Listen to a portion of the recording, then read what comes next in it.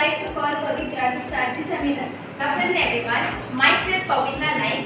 Today I will explain discharge of a contract. Discharge of a contract means termination contract relation between parties of parties. The right obligations arising at of a contract. Means by performance. When the parties contract fulfill their obligation under the contract within the contract time manner of the described. The contract sets have been performed and discharged, but it only one party will be performs his promise.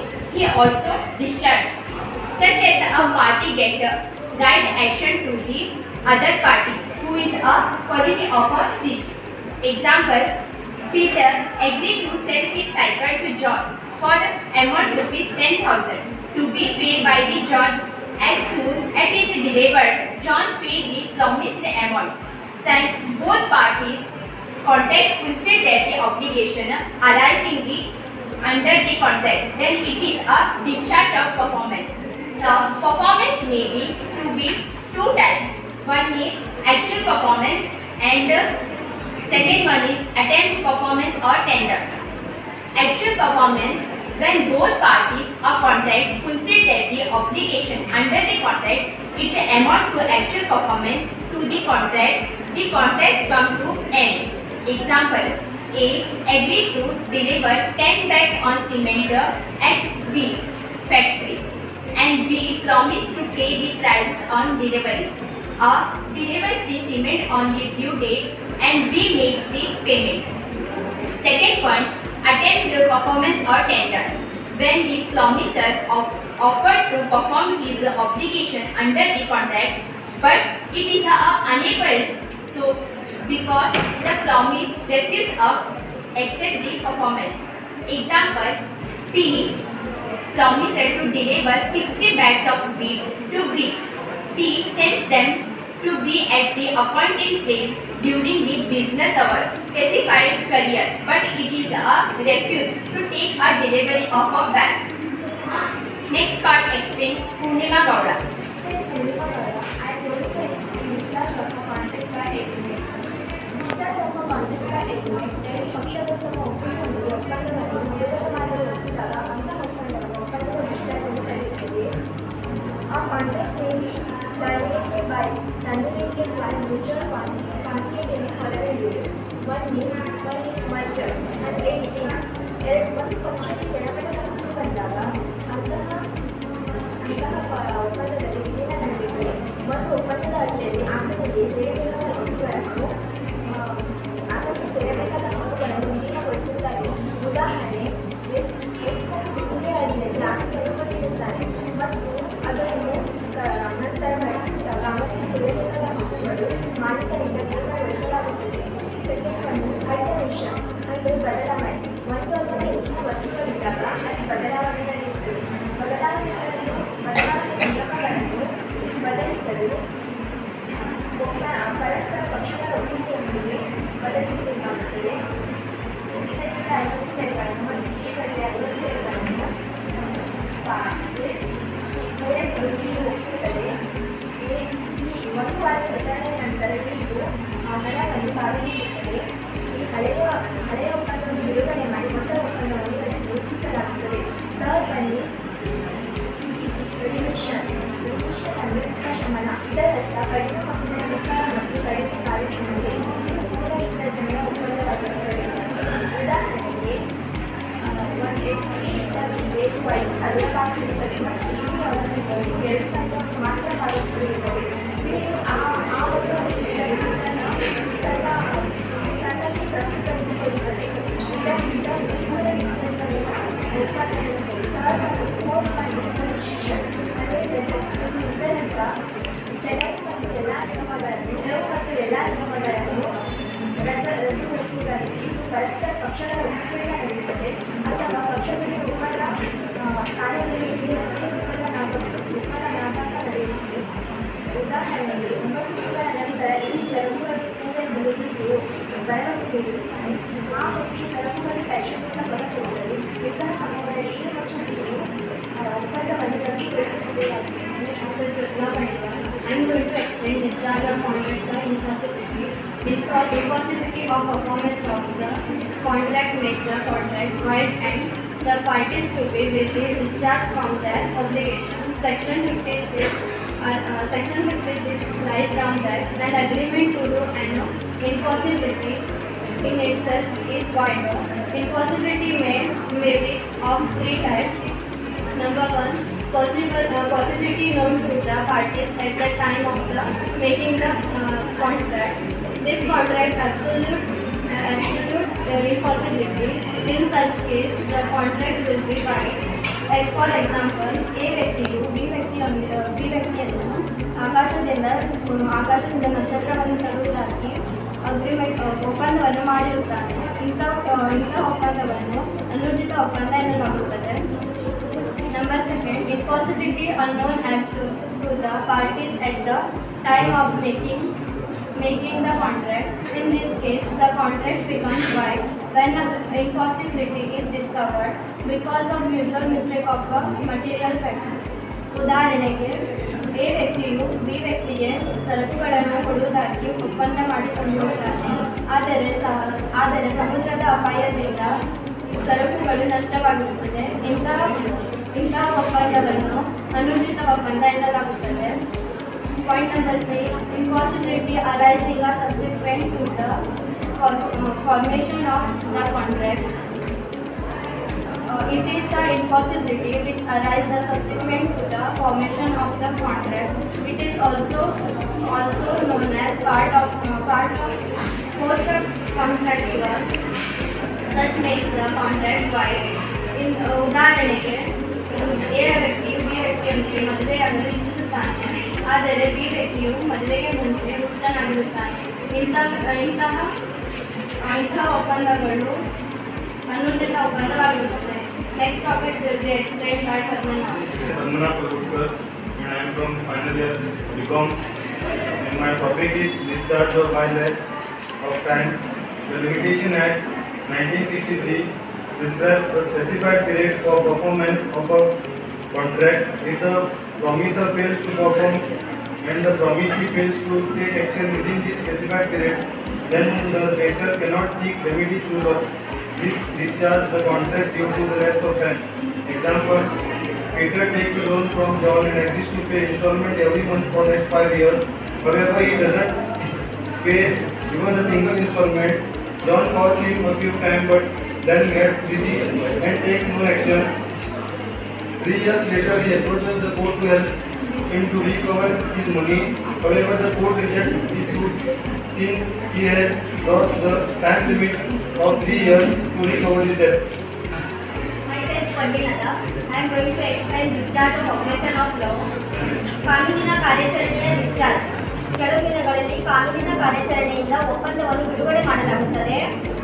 ಇದರಲ್ಲಿ ತುಂಬ process ಇದೆ. ವೈಡೆನ್ಸ್ personal ವೈಡೆನ್ಸ್ ಸಾವಿನಿಂದ ಒಪ್ಪಂದವು ವೈಯಕ್ತಿಕ ಕೌಶಲ್ಯ ಅಥವಾ ಸಾಮರ್ಥ್ಯವನ್ನು ಒಳಗೊಂಡಿರುವಲ್ಲಿ ಅದನ್ನು ಕೊನೆಗೊಳಿಸಲಾಗುತ್ತದೆ.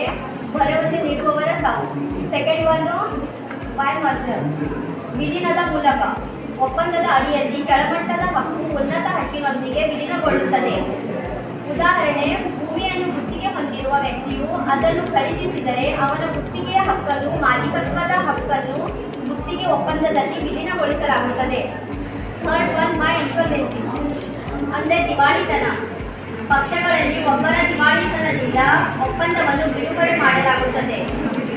Fourth one by rights and liability being vested in the same party ಅಂದರೆ ಒಂದೇ ಪಕ್ಷದಲ್ಲಿ ಹಕ್ಕುಗಳು ಮತ್ತು ಹೊಣೆಗಾರಿಕೆಗಳು ಒಪ್ಪಂದದ ಅಡಿಯಲ್ಲಿ ಹಕ್ಕುಗಳು ಮತ್ತು ಬಾಧ್ಯತೆಗಳನ್ನು ಹೊಂದಿರುವಾಗ, ಉದಾಹರಣೆ ಬಿಲ್ಲನ್ನು ಸ್ವೀಕರಿಸುವವರು ಅದನ್ನು ಪಾವತಿಸುವವರಾಗಿ ಸ್ವೀಕರಿಸಬೇಕು.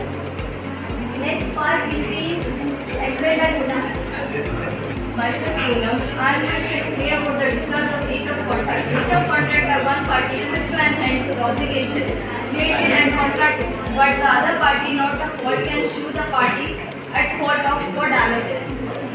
There are two types of breach of contract, that is actual breach and anticipated breach. Actual breach, when a party totally or partially fails to perform its obligations under the contract on due date of performance or during performance.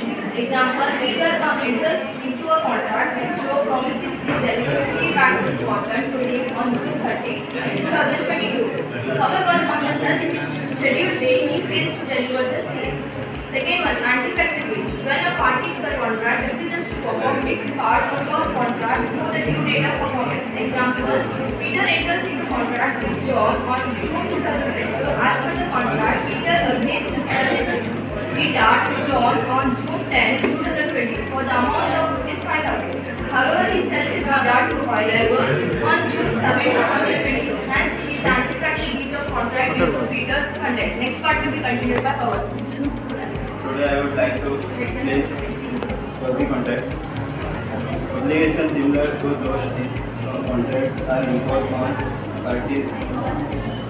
on parties, but they never intend to enter into contract. Such obligations are known as quasi contract. Example: the food parcel is delivered under mistake to large to consume the fruit, eating then their butter large must return the parcel, pay for the food. Although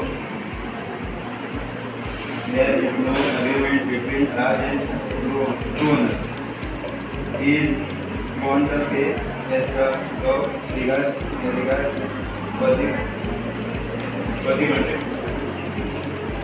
Next, I would like to call Pooja.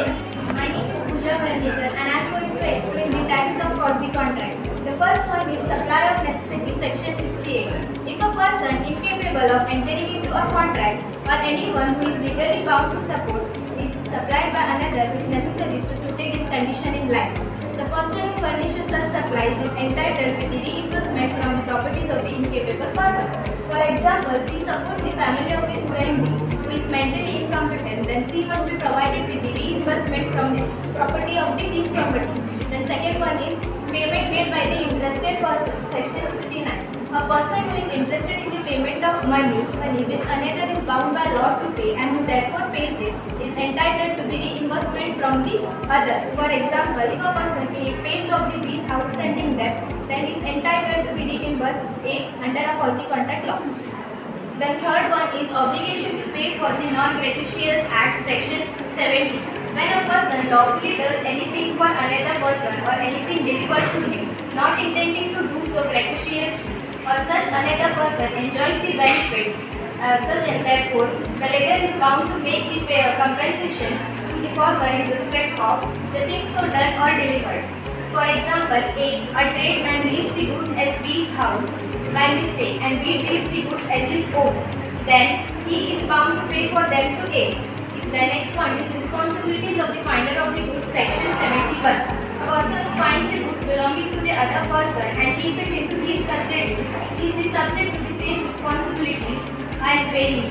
The others an agreement is implied by the law between the true owner and the finder of the goods and later is deemed to be as bailiff.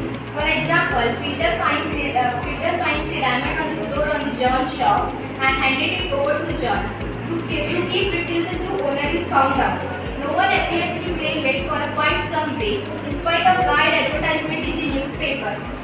Peter claims the diamond from the John, who refuses to return it. John is bound to return the diamond to Peter, who is entitled to retain the diamond against the whole world except the true owner. Then the next point is mistake or coercion, section 72.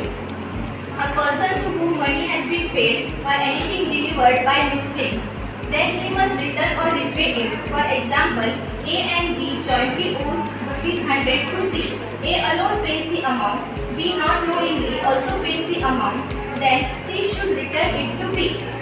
I am going to explain contingent contract. A contingent contract is a contract to do or not to do something.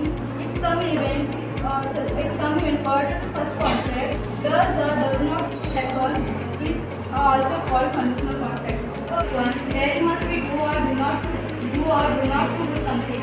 Example, X agrees to pay by sum of money. If certain ship does not return, the ship is sunk. The contract can be enforced when the ship is sunk. Second one, there must be depend upon happening or not happening in the future. ಹೀಗೆ ಹೇಳ್ತಾರೆ, ನಾಳೆ ಮಳೆ ಬಂದರೆ ನಾನು ನಿಮಗೆ ₹1,000 ಕೊಡ್ತೀನಿ ಅಂತ. ಈಗ ಹೇಳ್ತಾರೆ ನಾಳೆ ಮಳೆ ತಂಗಿನಾಗೆ ಕೂಡ ನಾನು ಬರೀ ಇದರ ಮಧ್ಯೆ ಒಂದು ಕಾಂಟ್ರಾಕ್ಟ್ ಆಗುತ್ತೆ. ಇದು ಏನಂದರೆ ಮಳೆ ಬರಬಹುದು ಅಥವಾ ಬರದೇನೂ ಇರಬಹುದು ಅಂತ. Happening or not happening in the future should not belong to the promiser. If we promise to pay, we leaves Mumbai and life seems 20 days for training. So this is a contingent contract. Next, fourth one is the event should not be burdened to the contract. The promise, A promises to be deliver the bike and B promise to pay for it after a delivery bike. This is not a contingent contract because the event is delivered for bike. It is not a burden to the contract. Thank you. बेटी जरा इधर आओ। कुछ दिनों से मेरी तबीयत ठीक नहीं है, जरा डॉक्टर को बुलाओगी? आइए डॉक्टर।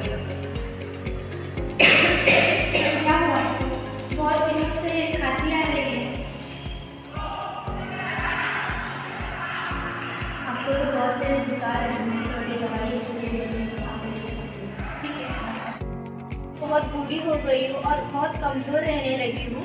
मुझे तुम्हारी और मेरी बहन की चिंता होने लगी है। मैं सोच रही थी कि मेरी जितनी प्रॉपर्टी है वो मैं तुम्हारे नाम कर दूँ, लेकिन तुम्हें हर साल मेरी बहन को रेमिटेंस देना पड़ेगा। हाँ मैं वादा करूँगी आपको कि मैं मासी का अच्छा ध्यान रखूँगी।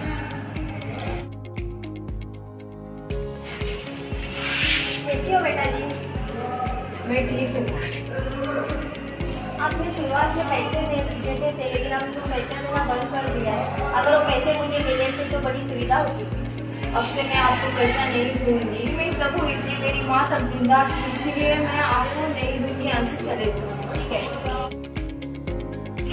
नमस्ते आंटी जी, क्या हुआ आपको? आप क्यों रो रहे हो? बेटा जी, मेरी बहन और उसकी बेटी ने मुझे मंथली पैसे देने का एग्रीमेंट किया था, लेकिन मुझे अब वो नहीं दे रहे। मैं क्या करूँ बेटा जी? आपके पास रिटर्न एग्रीमेंट है? हाँ है। एग्रीमेंट तो वैलिड है, आप एक बार कोर्ट में जब तो आप जरूर लीजिए। हाँ। माय गॉड, मैं चिन्मय का गायक हूँ। ये सी तुम्हारी जो कीजिए। माय गॉड, मेरी क्लाइंट की बहन और उनकी बेटी के साथ एक एग्रीमेंट हुआ था। उस एग्रीमेंट के मुताबिक इन्हें रेमिटेंस देने का वादा किया था। अब वो देने से मना कर दिए। एक तो ब्रीच ऑफ कॉन्ट्रैक्ट हुआ ना my Lord? Objection my lord, एक ऐसा ब्रीच ऑफ कॉन्ट्रैक्ट हुआ। मेरी क्लाइंट को रेमिटेंस देने के तैयार है, लेकिन मेरी क्लाइंट को उससे कुछ भी नहीं मिल रहा है इस एप्लीकेशन में। इसका मतलब no consideration means no contract my lord. My lord, एक देखिए।